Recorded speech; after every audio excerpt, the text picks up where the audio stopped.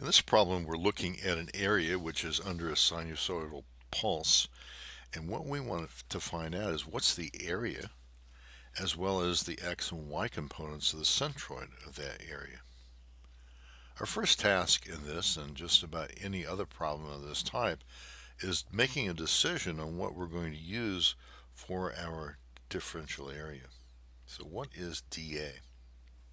My recommendation here is to choose a differential strip which is vertical.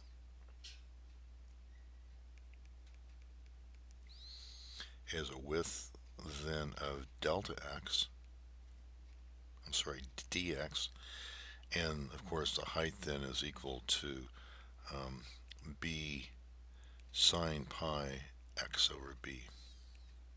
Later on we're going to need to know the centroid of that differential piece, and from here it's easy to see that that's 1/2 of b sine pi x over b.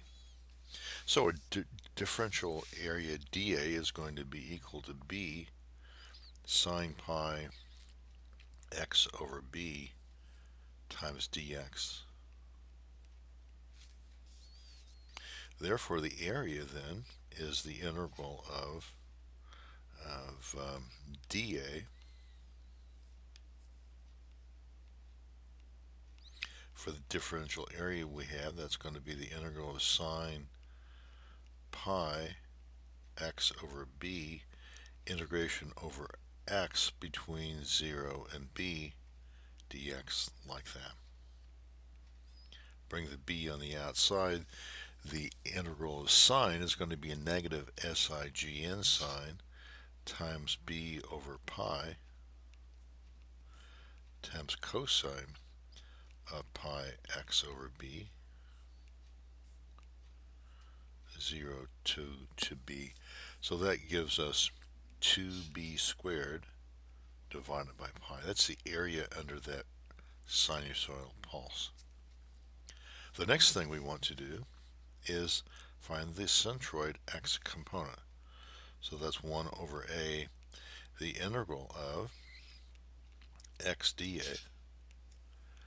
Don't forget what x is here. X is going to be the x component of the centroid of dA.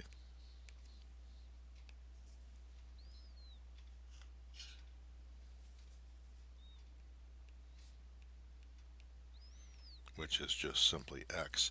So that's the integral from 0 to b of x sine pi x over b dx. This integral is a little bit more complicated than the first. What I would do here is I would appeal to the idea here of integration by parts.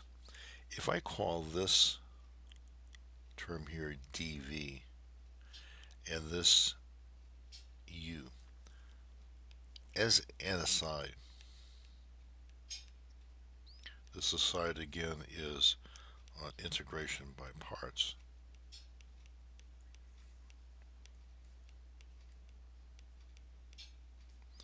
That the integral of u dv is equal to u times v, and if I'm whatever limits of integration I have, minus the integral of v du. So in this case we have u equal to x, which means that du is dx. We have that dv is equal to sine pi x over b. That tells me then that v is equal to minus b over pi cosine of pi x over b.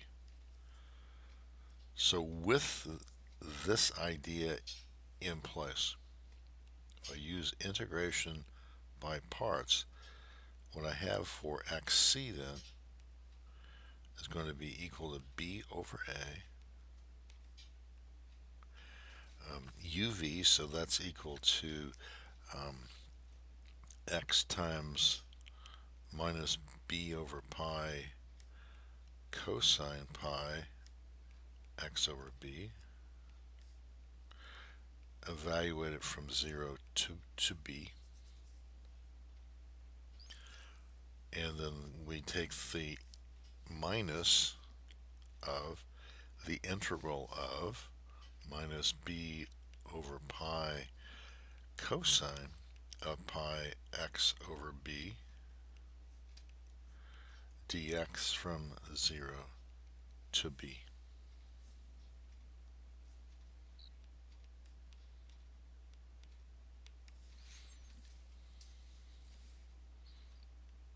The first term simply reduces down to B squared over pi. The second one reduces down to B over pi squared sine of pi x over B, evaluated at 0 and B.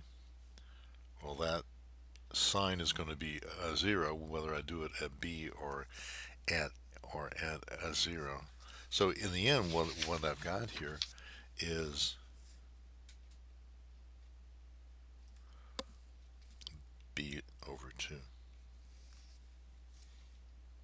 And you know, that makes sense because the pulse is symmetrical about.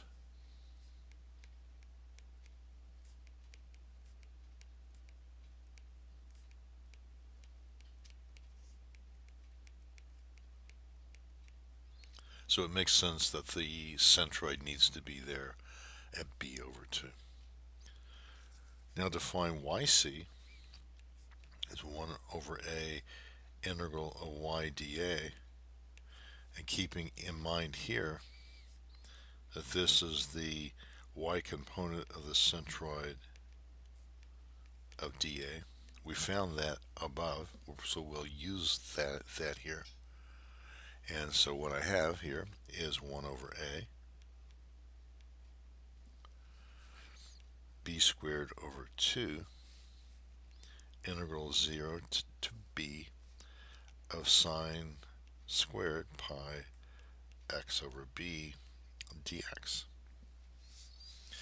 So here, what I would do is try to recall from your high school trig that sine squared can be written as 1/2 of 1 minus cosine of twice the argument, so that's 2 pi x over B. I do this because I can remember that integral a lot better than I can sine squared, so this is going to be B squared over 4A. The integral of dx, or integral 1 there, is x, so this is x, and then the integral of cosine is going to be B over 2 pi sine 2 pi x over B, like that, from 0 to B. The sine term for both limits top and bottom is going to produce a 0. So what we have here is pi over 8 times B. And since pi over 8 is less than B over 2, I would say that that makes sense too, because if we look back at the area, if we look at the halfway point,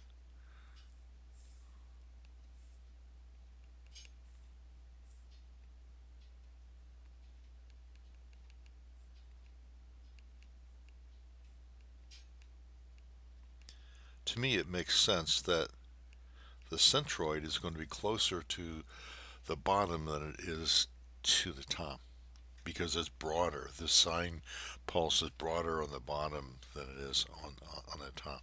So that makes sense too, that since it turns out that YC is less than B over 2, not saying it's right, but it says that it makes sense. Okay, so what did we do? We found the y component of the centroid. We found the x component, but the x was just really testing our skills here on integration because we already knew it was going to be a b over 2 in the area A. The thinking that came on trying to decide what to use for our differential area. I chose a vertical strip. Didn't have to. You could have easily chosen a horizontal strip, and you could have also done that in one integration from bottom to top. But again, always focus on getting your differential area correct first, your limits of integration, and then doing your integration to get area, to get xc and yc.